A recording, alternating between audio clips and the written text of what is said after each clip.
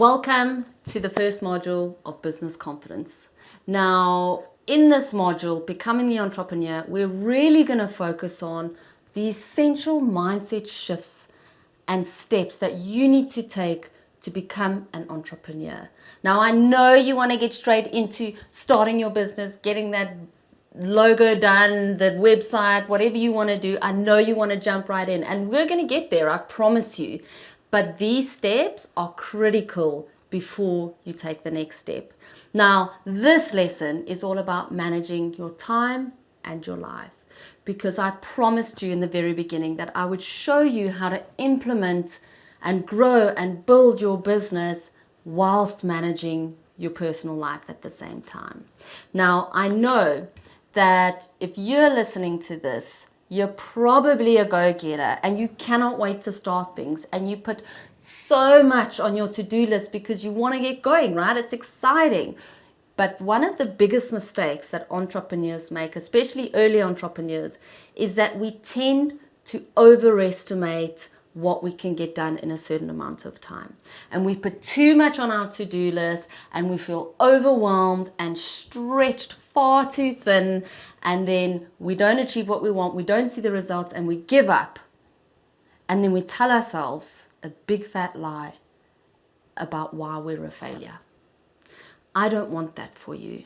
And we're going to make sure today that we're going to feed that enthusiasm, get you acting fast, but in a way that you can manage it in your daily life and not burn out. In this lesson, we're going to cover the real truth about work-life balance that most people in business that are struggling don't understand.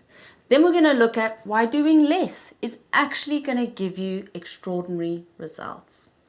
We're going to chat about how to climb that mountain without the extreme overwhelm so that this journey is fun for you. And last but not least, we're going to speak about how you don't need long-term discipline to be a successful entrepreneur. So let's start off with the work-life balance myth. Around the 19th century, with the industrial times, there was a lot of focus on the workplace and people spending a disproportionate amount of time at work. Now, from around 1986 onward, this work-life balance concept came into play because they wanted to protect the people working. And from the 20th century on, it just exploded. So what you might see today, and I'm sure that you do, is online everywhere. Work-life balance is being promoted.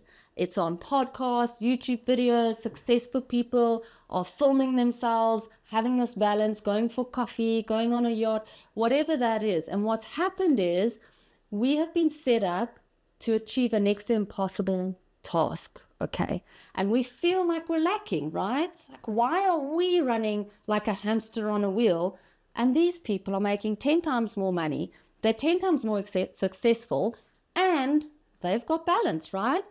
Wrong. Okay, you're not lacking anything. In fact, work-life balance is a myth, and I'm going to tell you why. So in your life, what is balance for you is completely different to me. For example, what I'm passionate about, and it depends on the level that I'm passionate about a certain business or a topic, I will work probably more than someone else that isn't as passionate about a business or topic that they're working on. You might want to only work 3 hours a day in your business and the rest of the time spend it with your kids. I might want to put a lot more effort into my business and spend 3 or 4 hours with my kids a day. So what balance means to me and where my priorities lie and what drives me and fuels me and keeps me passionate is different to yours as well. So balance is different to everyone, number one. Number two is that we have to be realistic about what it takes to build a business. I'm going to get really real for a second. Okay. The reality is that if you want your business to be really big and successful, now I don't know the level that you want your business to be at. Maybe you have huge dreams of being the world's #1 podcast. Maybe you want to write a book that reaches 10 million people. Maybe you just want a small business that you can have on the side and work full time and be a parent. whatever it is, you have to decide how much time you can put into that. But the reality is, if you want something to be really good, you have to put a disproportionate amount of time towards that. You have to do that to make it extraordinary. And I'm not going to tell you that you don't, guys. I don't sugarcoat things. I want you to be prepared for what you're about to do and the journey that you're going to take. Now, by saying this, I don't mean that you have to work 24/7 and burn out. I don't condone that culture at all, I promise you. But I want you to think about building something and balance as kind of being in the middle. So if you want to build something, okay, but you want balance, equal balance in every area of your life. So maybe you want equal balance with your health, your family, whatever's important to you, socializing and building your business. You're in the middle. And the problem with being in the middle is that you're going to get mediocre results. You cannot give everything equal attention, because then you will get mediocre results across everything. And I teach this all the time in marketing. I work with distributors across the globe, and they have too many things happening. They try and spread themselves across too many activities, too many techniques, too many strategies. And what happens is the efforts are diluted and you get mediocre results. I promise you this is the case, and we'll go through this when we cover marketing. But I want you to think of your work and personal life a little bit differently than what you're used to. So think about your work life like an elastic band. Drop it for a bit, ignore it, neglect it for a little bit, it's going to bounce back. It's an elastic. But think about your personal life like a glass. If you leave your personal life for too long, or you drop that for too long or on multiple occasions, that glass is going to get scathed, scratched, and eventually shatter. Okay, so that's how I want us to start thinking about work life versus personal life. Now, the reason I'm telling you this is because I'm going to give you a technique that's going to help you make sure that you protect both of those, and that you maintain it, and that you don't burn out, and you can build your business and your life simultaneously. Now, you've probably heard people say, I'm going to work really hard for the next 10 years so that one day I can have enough money to spend time with my family. Okay. But you still hear that person saying that they're miserable and their family doesn't speak to them. Honestly, and really honestly, if you leave your family too long, you will never get back those moments. You will never be able to kiss your kids to bed when they're that small. You will never be able to read them books. You will never be able to see your mom and dad when they're young and laugh with them and do things, or see your friends. You won't get that time back, okay? So what I encourage is a technique that I've personally used for years.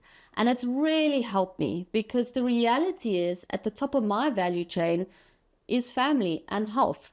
So I have a husband, I've got 2 kids, I've got 3 dogs, and I really value my health. So I go to gym every single day, okay?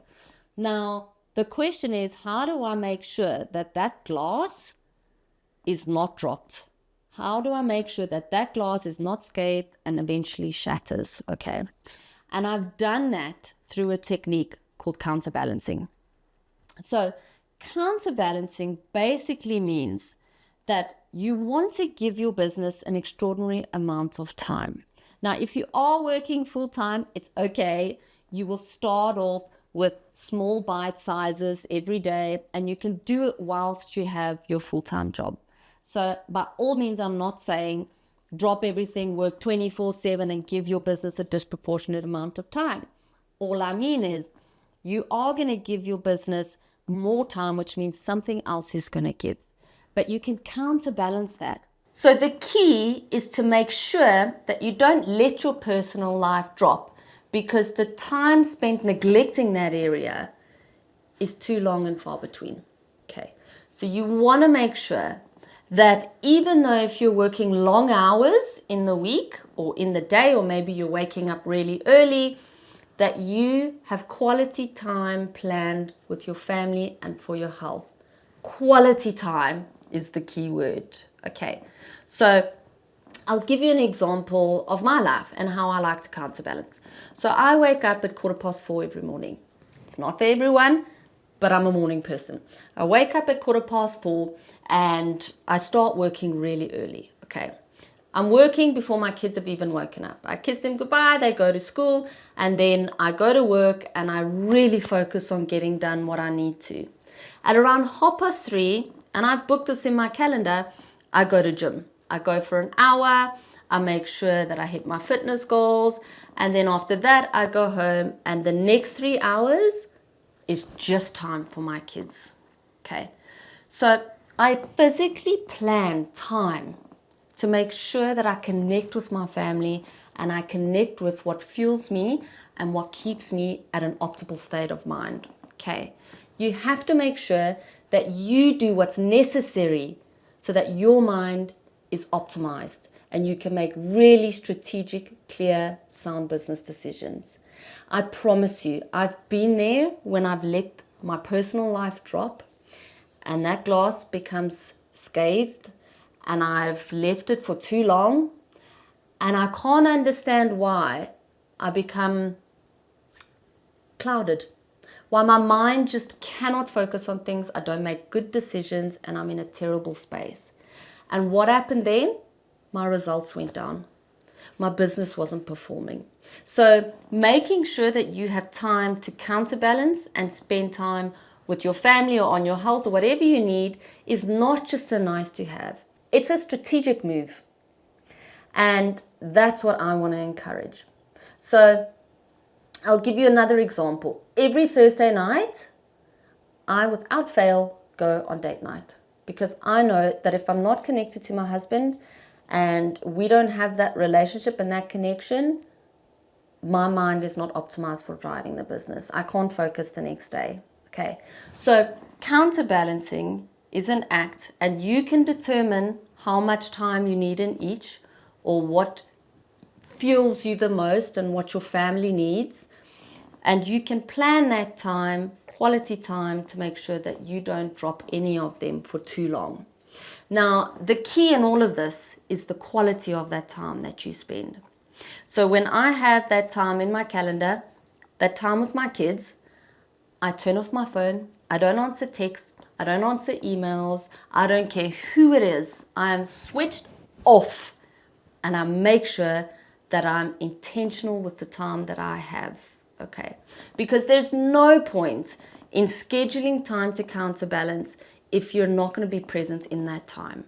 If you're going to be working on other things or distracted or trying to reply to people while you're trying to spend time with your friends or your parents or your family or whoever. Okay, so it's to make sure that that time that you're spending is quality time.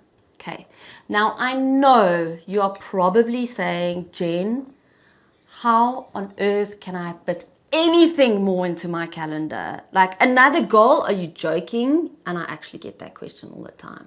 Or people say to me, don't give me homework in the course. I don't want homework, or if I'm coaching them. Okay, I know you have a lot to do. I know, and I'm the same. We are all so busy, and I know that you work really hard. I know that. We all do. The very fact that you're doing this course tells me that you work hard and that you're ambitious. But I want to tell you something that's critical. Not everything has equal importance. So just as much as you want to counterbalance and prioritize time in your life, you also need to understand that not everything has equal importance and that you cannot stay busy on things that aren't going to have high impact in your business or your life. What often happens is that we try and put far too much in our calendar.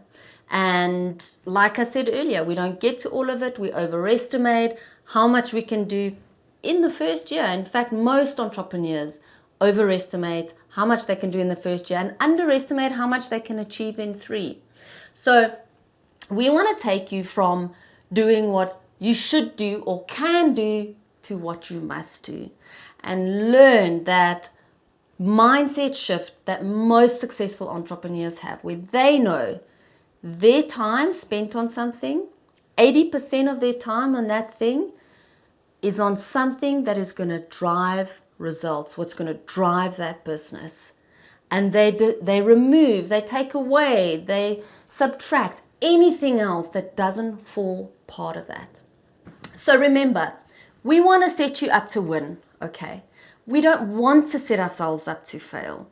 So we're going to make sure that the progress that you make over the next few weeks is sequential, number one. So one step in front of the other, hacking at it daily, one bite at a time, and we're going to make sure that you're set up to win. And we're also going to make sure that whatever you're spending your time on is what's going to drive results. Now, I know at the very early stages, or even if you're new and your business is still small, it can be really overwhelming about what to focus on and where to start. And our brains aren't designed to hold that amount of information and sort it, okay? So when we're looking at the end goal, whatever your dream is, maybe you love dogs and you have a dream of owning a really big dog training business or pet food business, okay?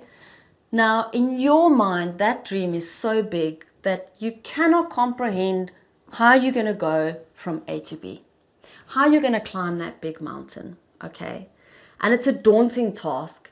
And often what happens is, if we don't structure it so that we can clearly see what step goes first, what's immediate, and what to prioritize, and what milestones we need to get there, it's extremely overwhelming, and we tend to work on everything at once and we burn out really quickly, especially if you're energetic and passionate about something like I am. So we fizzle out quick, okay? So I have a really great technique that I use that really helps me get clear on what it is that I need to focus on now, what my milestones are, and what that journey is going to look like to climb that mountain. What my first and second and third step is. And doing that takes away a lot of that overwhelm. It keeps you focused, and it's going to make sure that you get the results that you're looking for. So this technique is called CLIMB, okay? C is to clarify your goal. So right now, I want you to clarify exactly what your goal is and what you want to achieve. Then L means list immediate actions. Trust your gut on this. You'll know what is some of the immediate actions that you can take now, today, 2 or 3 actions today. You don't need a huge list that will get you going. Maybe you want to think of what type of business you want. Maybe you want to do some research. Maybe you want to register your business name. You'll know what that action is. Okay. Identify your milestones. So you have one big goal. Okay. What are the milestones that you need to take to get to that goal? What are the milestones up the mountain? What is the first cliff? Second, third, fourth, fifth? Whatever those milestones are, list them. Now, let's say you want to write a book. That's what your dream is. And you want to become a really well-known writer and New York's best-selling author. You really have a big dream about this, okay? Now, maybe your milestones could be as follows. By X date or X month, I've done the research and defined my topic. By this date, I have a rough draft of the structure of the book. By this date, I have written 5 chapters. Okay, so you're breaking it down into milestones.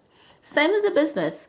Let's say you want to run a service business where you offer people marketing advice. Okay, maybe you're an agency or you want to do events and marketing. Now, your milestones might be, okay, my big goal is that I want 20 big clients within the next 2 years. Okay. Now, a milestone could be, okay, by this date, I've pitched and reached out to 20 clients or people that I know in my network. By this date, I've managed to get 2 clients on board. So list those milestones out, and I promise you, then you will understand exactly what steps you need to take. Okay, then we have M, minimize distractions. Okay, minimize your distractions. Now, this is critical, and I cannot speak about this enough. You have to have one goal. Don't try have 3 different goals. One goal. Know what that goal is. And if you have anything else outside of that goal that doesn't get you one step closer to achieving that goal, take it away.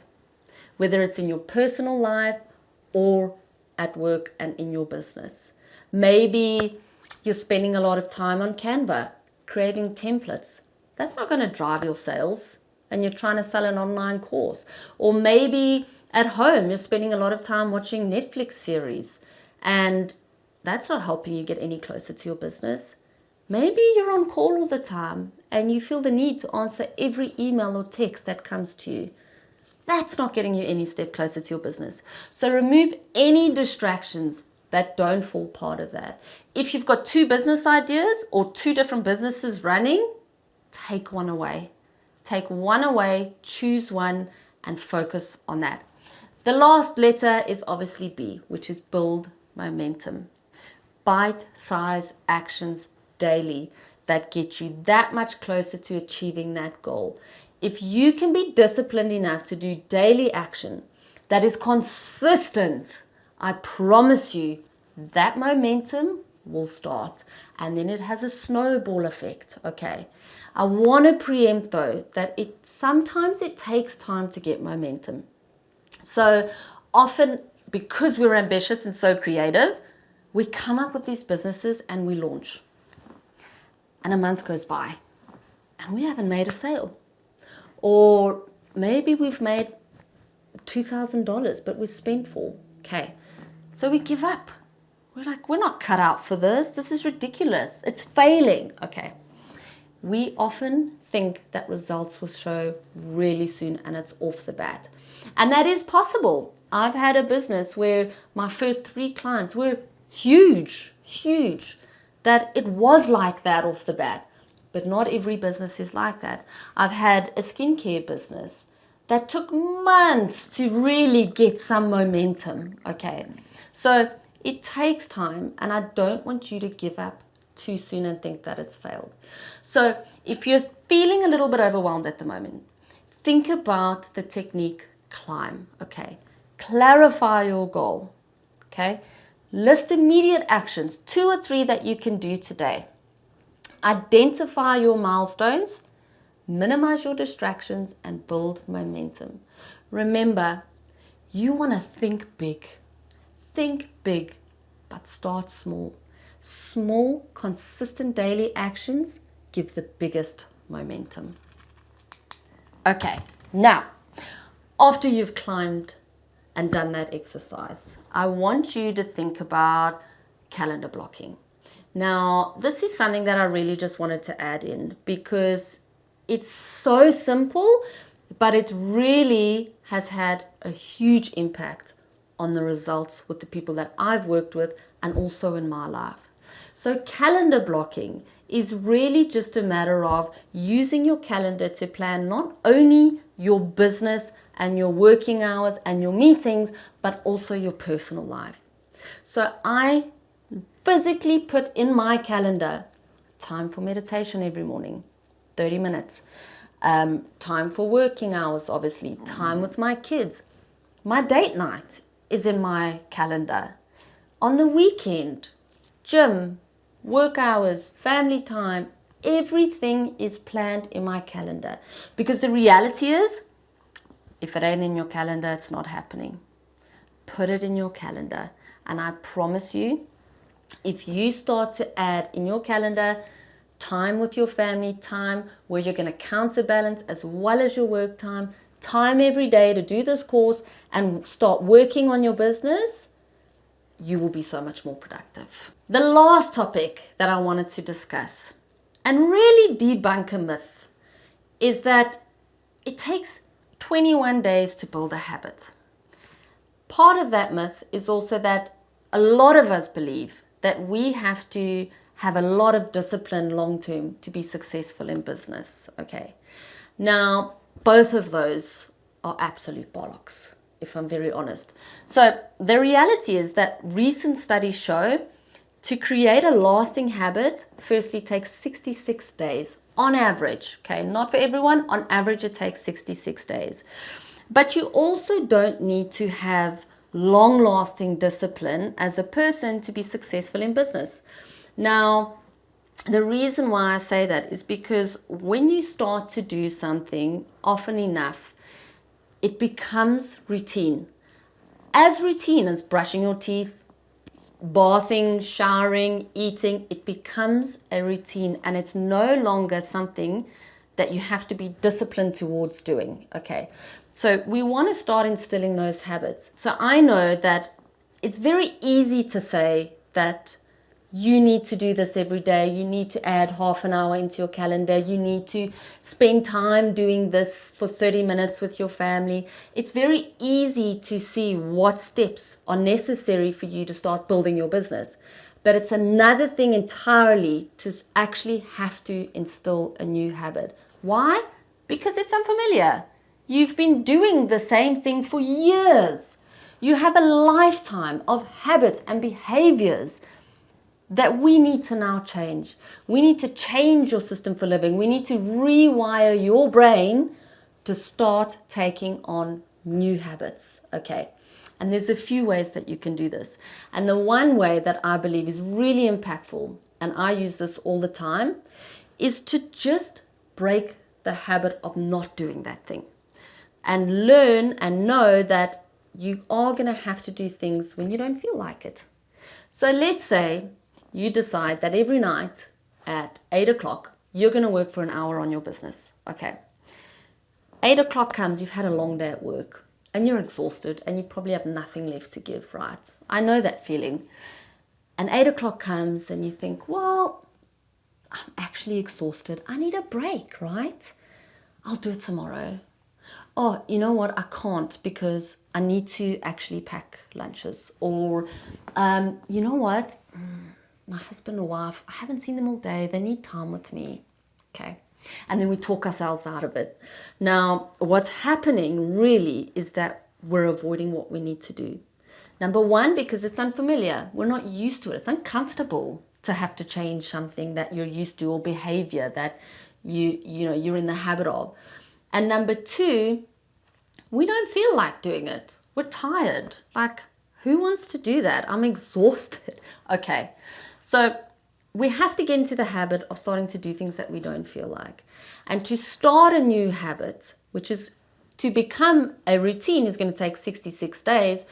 You need to break the habit of not doing something. And what I mean by that is instead of at night, let's say you've committed to work an hour on your business and you're not getting to it. All I want you to do is to just sit for 5 minutes and take out your laptop.